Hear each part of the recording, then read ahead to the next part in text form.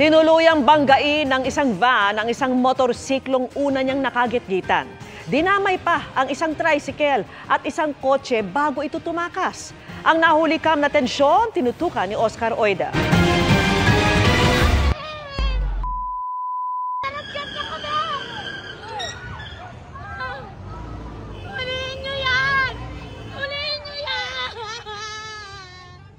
Napahagulgol na lang ang backride ng isang motorsiklo habang papalayo ang van na nakabundol umano sa kanila sa may panunukan ng Velasco at San Agustin Street sa Pasig City. Base sa CCTV na hawak ng mga pulis, mag-aalas 8 ng gabi nitong Lunes nang mag-cruise ang landas ng van at isang motorsiklo.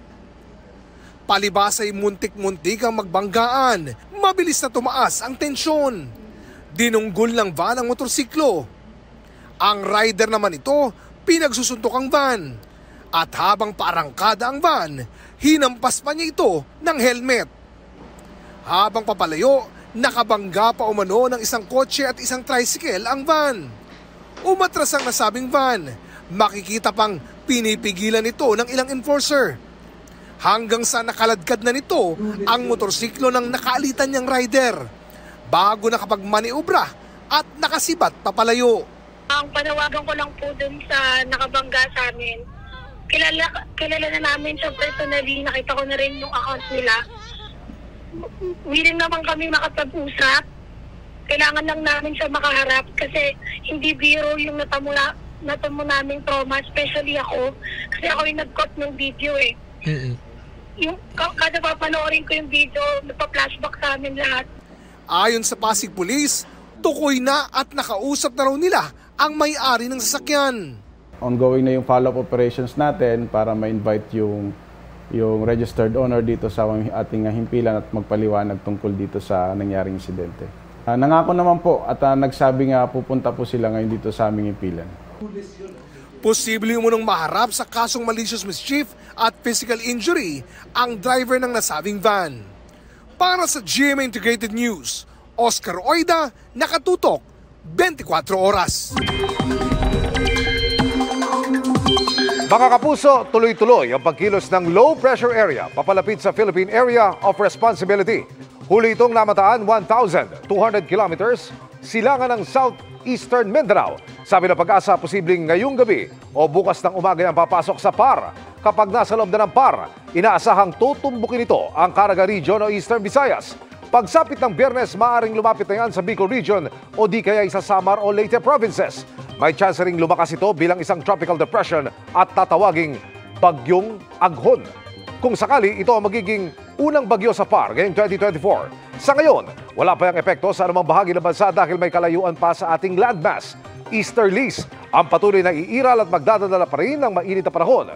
Papalo sa 47 degrees Celsius ang pinakamataas na heat index bukas sa Giwan, Eastern Samar. Hindi nalalayo rito ang init na mararanasan sa Dagupan, Pangasinan, Apari, Cagayan at Butuan City, Agusan del Norte. 43 hanggang 44 degrees Celsius naman sa iba pang bahagi ng bansa. Karamihan ay nasa Northern at Central Luzon. Base naman sa rainfall data ng Metro Weather, halos wala pang ulan sa umaga bukas pero bandang tanghali hanggang hapon, unti-unti nang tataas ang tsansa ng ulan sa Ilocos Region, Quezon Province, ilang bahagi ng Bicol Region at Mimaropa. Maalinsangan pa rin sa Metro Manila bukas sa heat index na hanggang 43 degrees Celsius. Pero mag-monitor pa rin ang advisories ng Pag-asa kung may thunderstorms sa hapon o gabi. May mga pag-ulan din sa Eastern Visayas, Panay Island, Caraga, Davao Region, pati sa Zamboanga Peninsula. Posible ang malalakas na ulan na maaaring magpabaha o magdulot ng landslide, kaya doble ingat. 5 Pilipino ang kabilang sa 30 sugatan sa matinding turbulence na dinanas ng kanilang flight habang nasa Myanmar. Isa naman po ang patay. Mula sa London ay patungo sana ng Singapore ang flight SQ321. Pero dahil sa turbulence na umuga ng husto sa eroplano, kinailangan nitong mag-emergency landing sa isang paliparan sa Bangkok, Thailand para saklolohan ang mga nasaktan. Nangako ang airline na tutulong sa pamilya ng nasawi, gayon din sa lahat ng apektadong pasahero at mga tauhan. Ayon naman sa Department of Foreign Affairs, nakamonitor na ang Embahada ng Pilipinas sa Bangkok sa 5 Pilipinong nasugatan sa insidente. Isa sa kanila ang sensitibo ang lagay matapos magkaroon po ng neck fracture.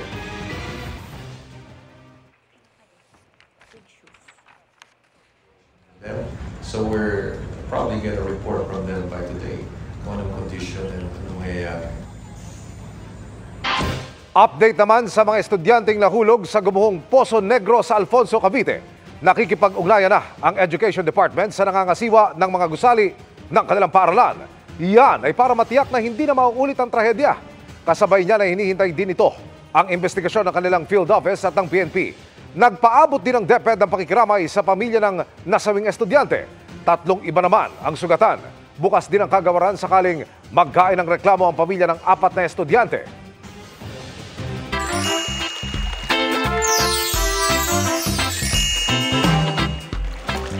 Mula po sa malalasa at unique nilang putahe hanggang sa makukulay nilang hobby, worth it ang ikalawang bahagi ng ating summer saya sa probinsya sa Zamboanga City. Kasama si Kapuso hunk actor Tom Rodriguez, itutur tayo ni Efren Mamak ng GMA Regional TV 1 Mindanao.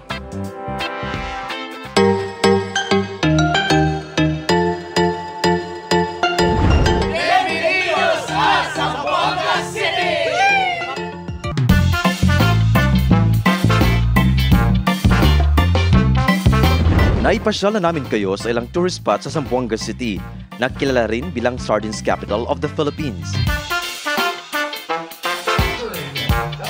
This time, bubusugin muli namin ang inyong mga mata, not with the sights, kundi sa flavorful culinary heritage ng lungsod, Venea na Zamboanga City.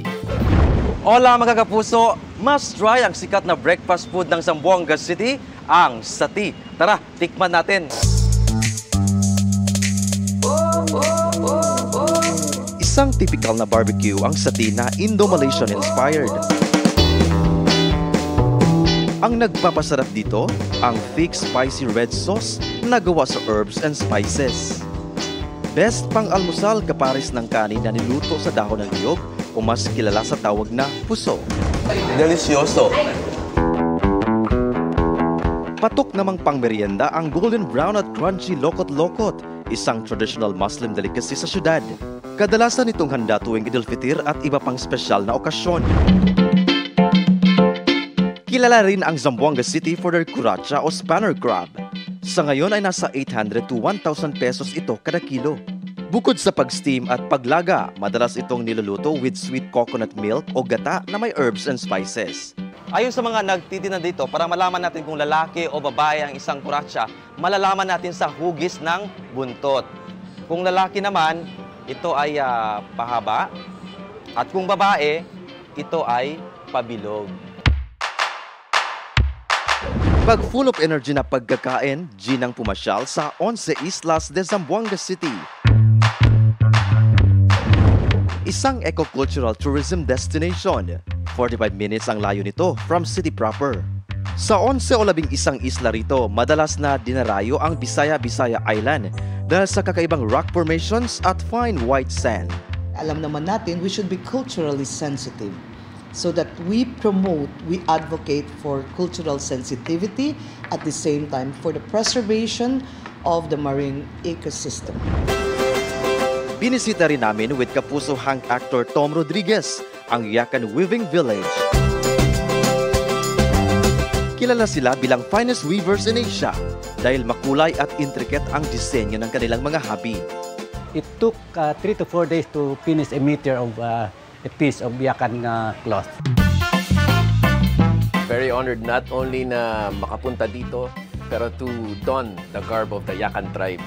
Especially yung tong hablon nila, their weave, their pattern based sa bamboo daw.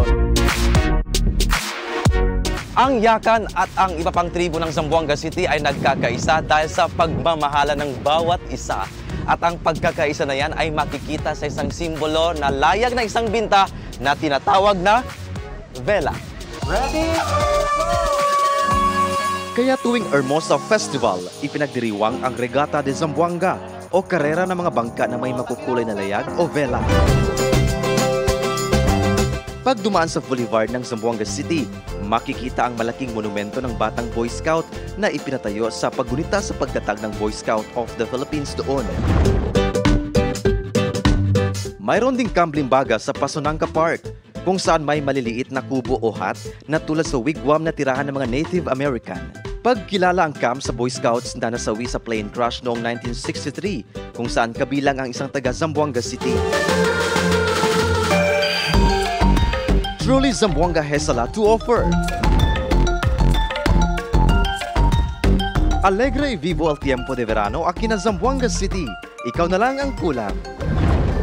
Halina't makisaya ngayong summer desde aquí na Ciudad de Zamboanga, Efren Mamak para sa 24 oras summer saya sa probinsya.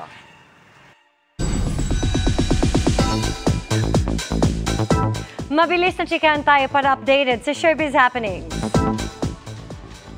Giving nostalgia ang pag-showcase sa 59th founding anniversary ng Northern Samar sa mga costume na ginamit sa Amaya, ang first epic serie ng Kapuso Network on Philippine TV na pinagbidahan mismo ni Kapuso Primetime Queen Marian Rivera. Ibinida yan sa Pamana 2024 championing Ibabaw Noon Heritage na layong ipakita ang mayamang kultura at kasaysayan ng Visayas. Nakadisplay yan sa provincial capital na bahagi ng kanilang month-long celebration. Every time I look into your eyes, I see. Pinusuan online ang tila panghaharana ni Sparkle artist Radson Flores. Visual and voice on point nga raw, sabi ng ilang netizens, habang kinakanta ng one of the Sparkle Boys of Summer ang kantang Get You ni Daniel Caesar. May fangirl moment si Running Man Philippines cast Lexi Gonzalez na ibinahagi ang ilang snaps kasama ang P-Pop King SB19. Sa caption, nag-thank you si Lexi kay SB19 Josh na mag-guest din sa Season 2 ng Running Man Philippines.